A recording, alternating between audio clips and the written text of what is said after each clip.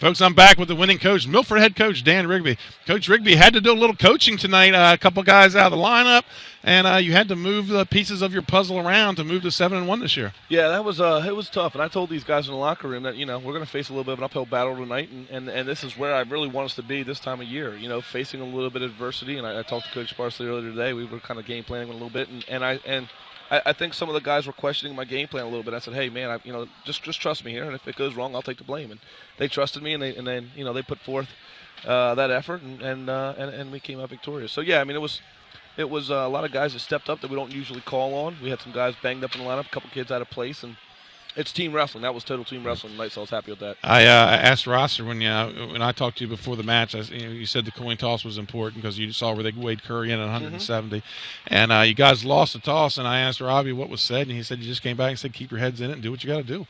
Yeah, certainly it wasn't just a Curry thing. It was a couple other weight classes that we wanted to be able to send. We wanted to see who they were going to send out, and at the end of the day, you just got to wrestle. The coin toss is important, but tonight we just had to go out and wrestle and.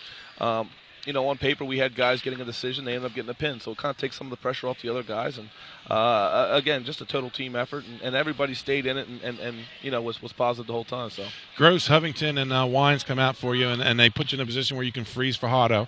And then you can move Rosser and Hayes up. And, Robbie Rosser coming out, bumping to 113, and not just getting a win. He gets you a major decision, which was huge coming down the stretch. Yeah, with that little run we had there with Gross, who had a tight match with that kid earlier in the year, and then Wines and Hovington pinning it. It gave a little bit of cushion for those guys and allowed them to relax. And so instead of saying, I need bonus points, I just need you guys to win. And sometimes when you take that pressure off, it's a lot easier to go out there and capitalize like Robbie did, and a big challenge. And then, Cam bumping up against a big kid who's a tough kid and, taking a win. And, again, just young guys really come through for us tonight, and it kind of took the pressure off our older guys, so it was nice. At what point in the roster match did you say, hey, let's go for the major? He's the kid was a little strong and overpowering at first, but Robbie, a little bit of a slickster, at 92 pounds, and he builds a little lead. And what point did you say, hey, let's get four here? We train our guys to kind of, I say, smell blood in the water, man. And when you see that guy start to fade a little bit, at one point the kid bent over to tie his shoes and then had his head on the mat, and he looked back at me, and I was like, oh, here we go.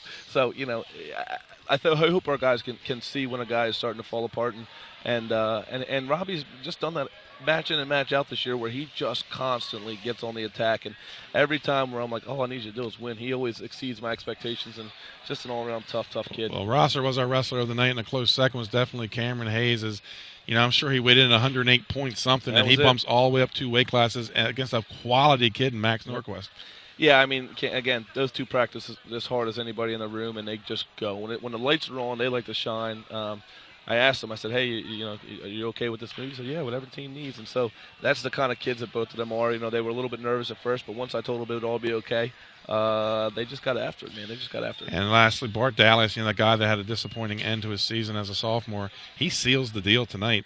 He secured the win for you. And how a guy like Bart Dallas, another hard-working kid in your room. Yeah, Bart's tough. He works hard in the room, and he's a little bit banged up recently. I push him hard in the room, and he's got a little cramping in his legs, and his hard work's paying off. That's a quality kid who's beat the kid from Polytech, and to go out and almost tech him.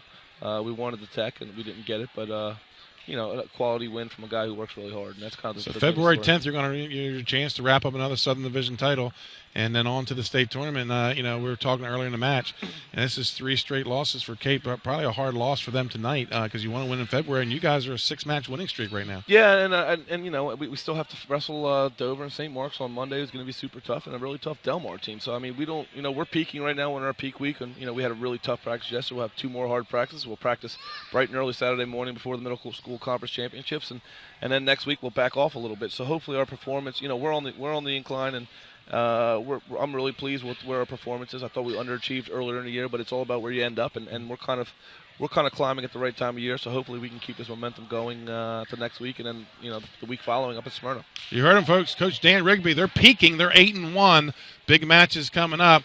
That's a final here from Cape Henlopen. The Milford Buccaneers 34, Cape Henlopen 30. The Bucs looking for another Southern Division and state title. Folks, have a good night.